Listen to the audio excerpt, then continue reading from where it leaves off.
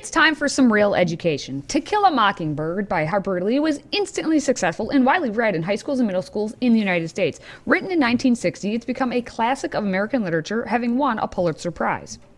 And as far as this goes, you know, this is the last day of our week-long homage to 3 books that are under the gun. We've talked on Wednesday, the Wednesday show, about how the progressive left is now beginning to come after the classics. Look, if Western culture is racist, we got to stop reading their books. That's how they figure, right? So they're coming after the Odyssey. We did some quotes from the Odyssey for instant classics. They came after the Scarlet Letter, the great book by Nathaniel Hawthorne. We've done some quotes for that. And I want to close by another book that you really wouldn't think would be under the gun. It is To Kill a Mockingbird, a book dedicated to showing the horrors of slavery, the injustice, the illegality, the unfairness of racial discrimination in the South during the 1930s.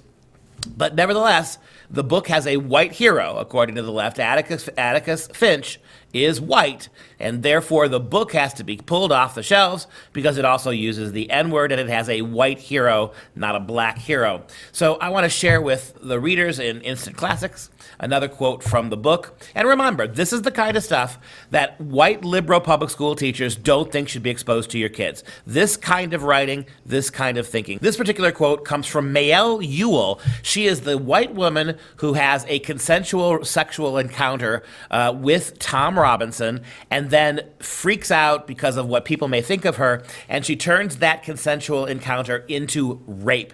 Really betrays Tom, even though she was the one who led Tom on. She was the one who basically seduced Tom. When I say consensual, it didn't have to be anything more than a kiss. And the bottom line is she turned it into a rape. And so listen to this quote about Atticus explaining her. She has committed no crime, technically. She has merely broken a rigid and time-honored code of our society, a code so severe that whoever breaks it is hounded from our midst as unfit to live with, talking, of course, about miscegenation, marrying against the race. She is the victim of cruel poverty and ignorance, but I cannot pity her. She is white. She knew full well the enormity of her offense, but because her desires were stronger than the code she was breaking, she persisted in breaking it. She persisted, and her subsequent reaction is something that all of us have known at one time or another. She did something every child has done.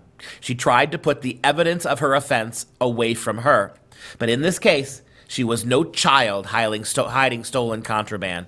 She struck out at her victim of necessity. She must put him away from her. He must be removed from her presence, from this world. She must destroy the evidence of her offense.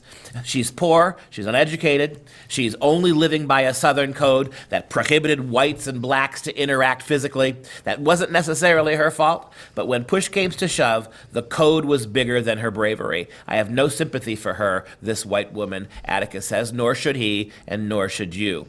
This kind of correct and adult thinking is now banned because of the race of the hero of the book and the fact that the N-word occurs. Way to go, public schools.